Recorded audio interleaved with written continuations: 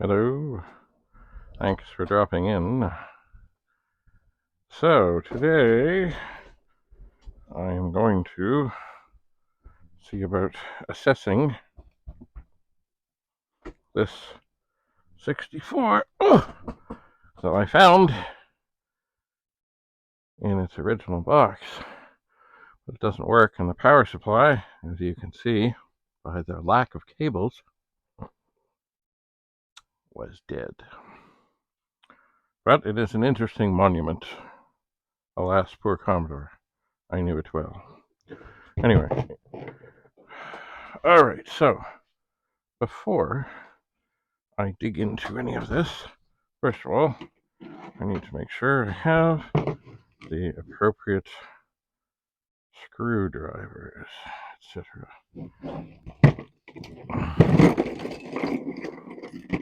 And there, that is my chip puller, as well as other things. Oh, look, a battery. That might come in handy for something. I guess once in a while it's not a bad thing. Ooh. More I adore my 64 buttons. Not a bad thing. Oh, probably VIC-20 fuses. There's another little wee screwdriver. I'll keep that handy as well. And, yeah, I think I might refine this cup to just pretty much tools. I have some markers, other things, but this, not that it isn't full already, with an assortment of this screwdriver is okay. Actually, this is the one I use to tighten up the screw on my glasses, which is always good. Oh, look, another. I adore my 64. The nameplate from a Macintosh. Well, I'll leave those three out. I'll see which one I like best of the screwdrivers. Oh, look. There's a screw for something.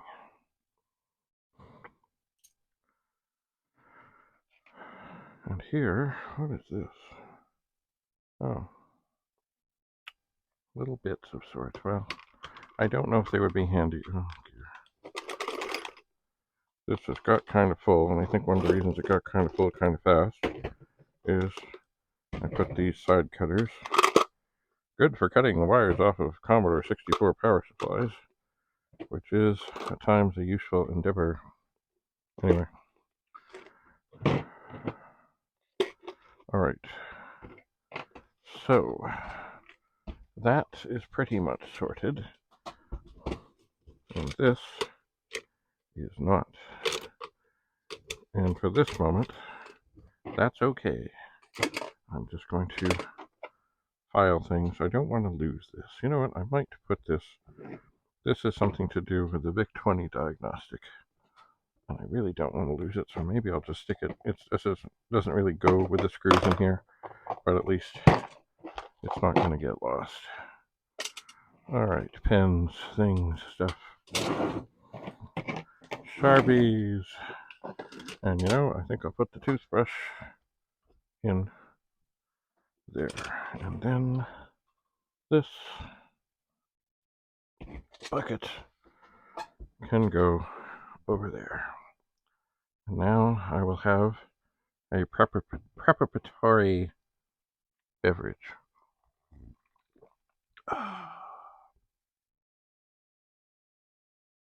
Beautiful. I'm mostly not drinking Coca-Cola. Mostly. But on occasion, I do find it delightful when mixed with some white Bacardi. So, I guess I got this about a year ago, this Flood 64. Well, only 2 screws.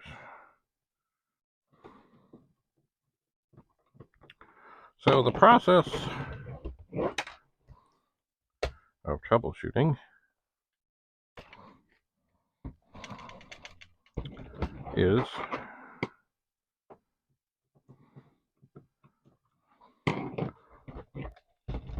come on. Why is it not falling out? Get out. Did it fall out? It fell out. Okay, because I know which screws are what in terms of what size. I will put these all into the same little wee container. All right. So now this is, I like the green on this circuit board much better. So look, I can just tuck that in the sleeve.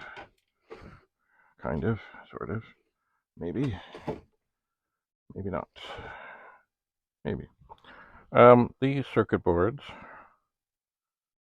are different, but that is not necessarily bad because it's all the same chips, they just tinkered. But I do have to be careful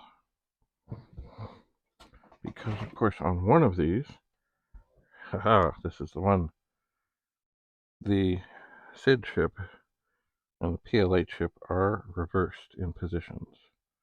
So you gotta be careful that you don't just yank things out of the same position and put them in and then find that, oh, gee, I ruined a SID chip. That would be tragic, or any other chip.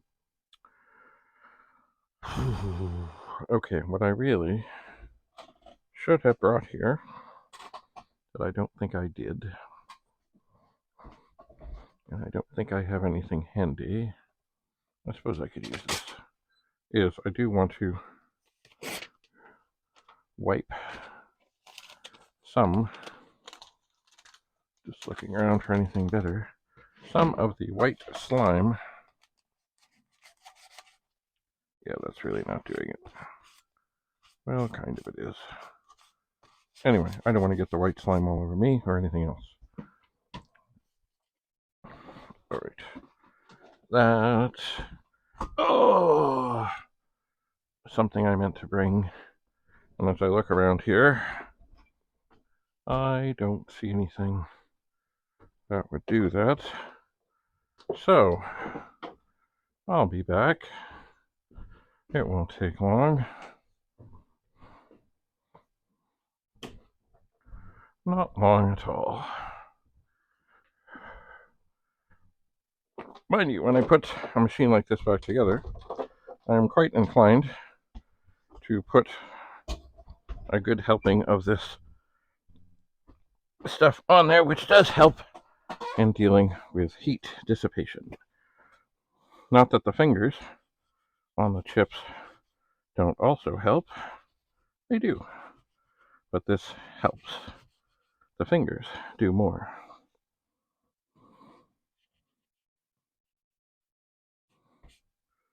All right, so this is the good 64. This is the one to be checked out. First thing I will do is turn this on. Sorry, plug this in. Turn on the monitor, even though I know this all works. I'll put in my retro rewind cartridge.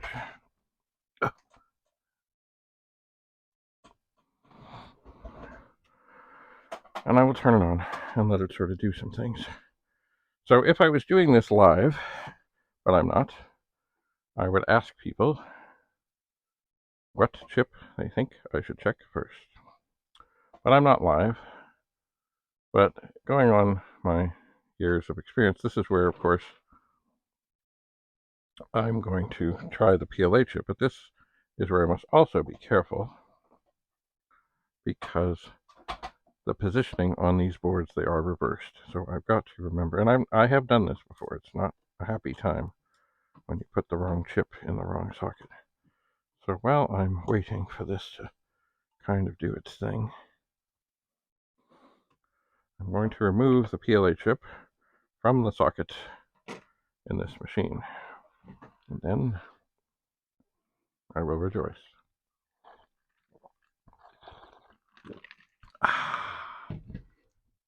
Lovely. So this is going to go through its thing. I know this works. I know. So this is a 1983 assembly 250407 revision A. This is an 84 250425. I don't see a revision on it, but it may be covered by a heat sink thing. It might be. So this is going to get to, I think, the sound check. And if I remember right,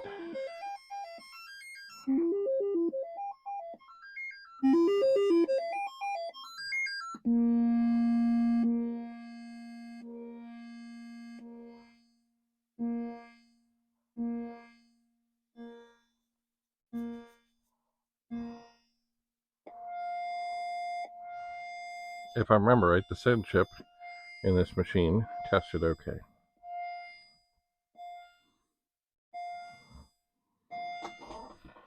And indeed it did. Okay, so off. And we'll take the diagnostics out, and I will remove the PLA chip ever so carefully, ever so delicately, using my screwdriver technique, which some people say I should not do, but it lets me get them out much more gently.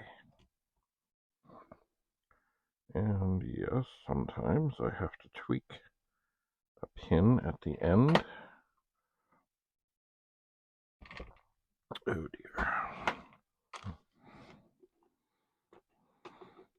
My little wee pliers are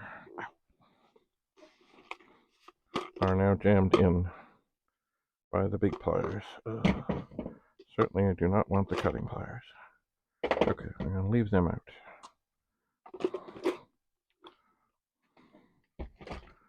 Alright. And I will ever so gently tweak the last... Well, maybe I can just bend them on the desk.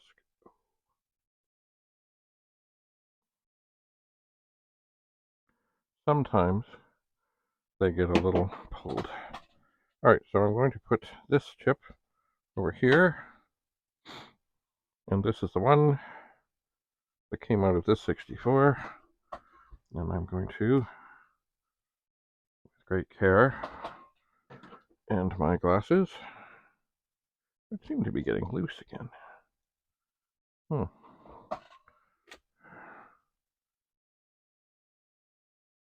Perhaps it's time.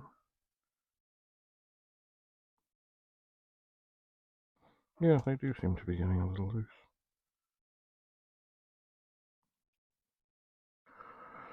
Alright, perhaps it is time to go into the glasses mode, check the witness mark on the chip, line everything up, check every single pin looking thing, and say, okay, let's see what happens. It sounded good. But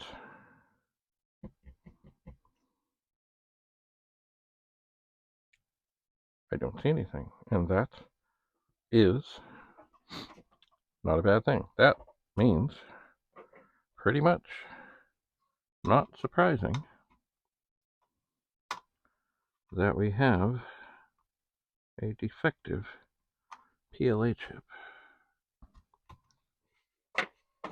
Now, just to make sure we're still on the right track,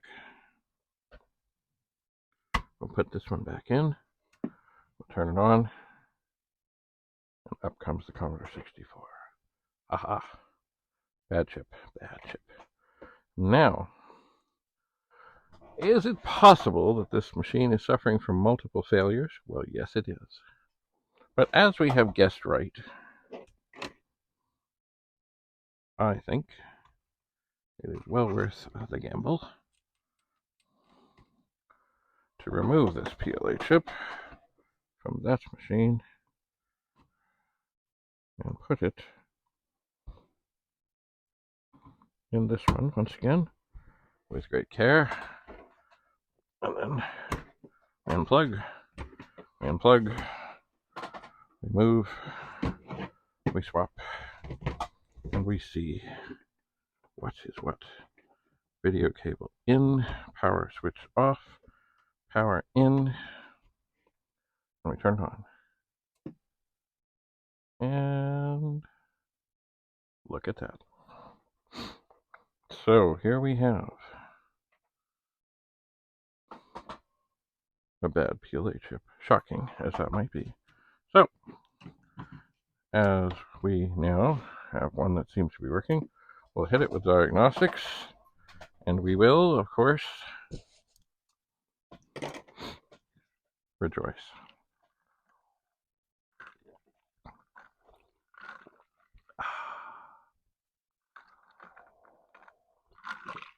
Now, does that mean everything else is good? As they say in the movie The Birdcage, not necessarily. And I still have to get the harness to really better check this out, but this is certainly quite promising. It is. Now, what I've always wanted to do with bad chips is to gather them and collect them and maybe decorate a hat with them. Or I could always sort of, if I really had a lot of them, make a vest kind of like the medieval warriors where they had little hunks of metal on them. Yes. But for sure, I will do something. And I don't want to mark it up, but I don't want to think that it's good. So, I will find another something to put it in. It's funny, because here, sitting over here all by themselves, are a couple of chips. 6522 and a video chip, and I don't know what the deal with them is, but they're there.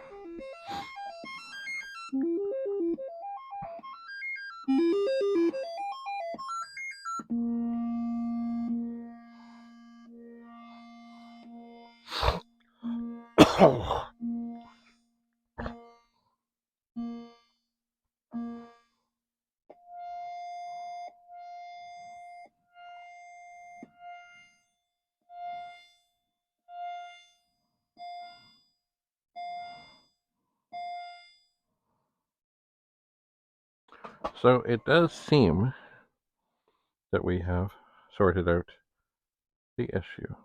It seems. And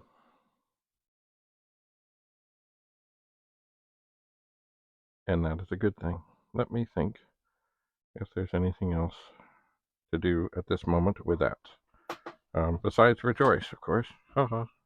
Rejoice.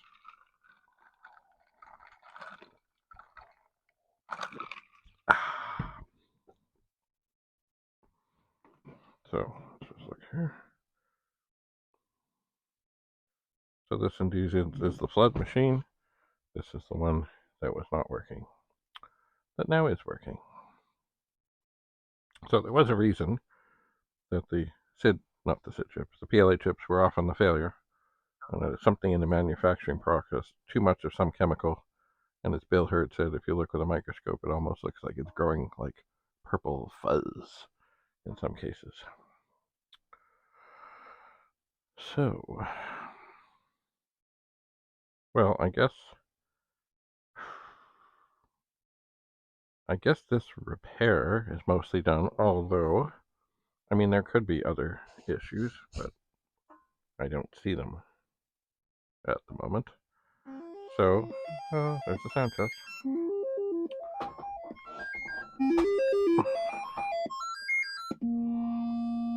You know what? I think I'm going to turn this off and take this out. And maybe I'll put this game cartridge in, Centipede, see if it comes up. And it does. Now, I don't have a keyboard on here, so I cannot play the game. But that may not be a bad thing, because, well, I'm not that good at this game. The spider is mighty impressive, though. That is definitely a sprite. Whereas the rest of the things running around to torment me, I would bet, are just sort of altered characters. And usually there's a yellow thing that comes down. I don't know what it is, but it seems harder to hit.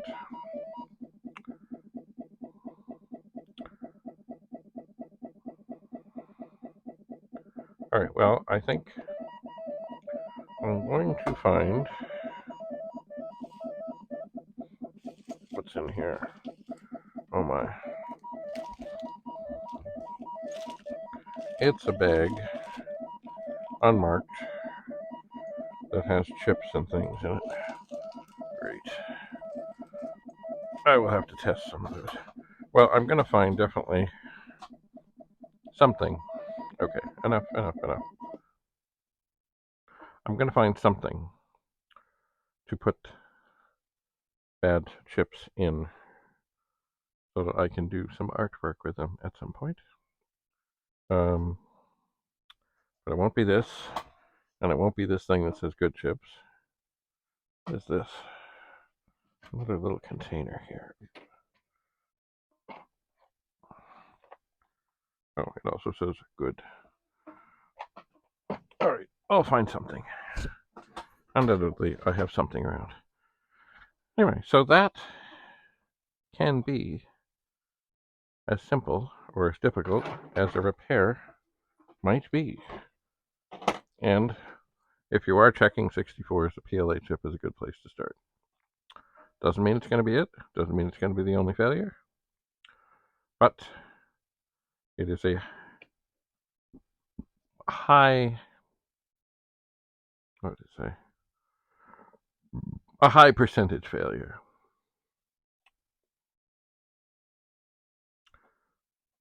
That was easy. So now, when I get a moment, I will come back.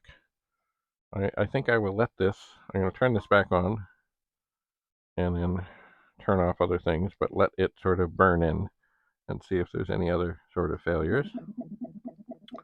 And I might as well leave it on the game. And yeah. So stay tuned. We'll see what else we do. I guess, oh, and another thing I should do, but I will do in the next video, is I'll put the keyboard back on. Make sure the keys are all clean and happy and joyful. And everything else seems okay. Right now, a little burn in. So thanks for coming. Thankfully, this was a quick, fairly easy and simple repair that did not send me into the Twilight Zone. At least not yet.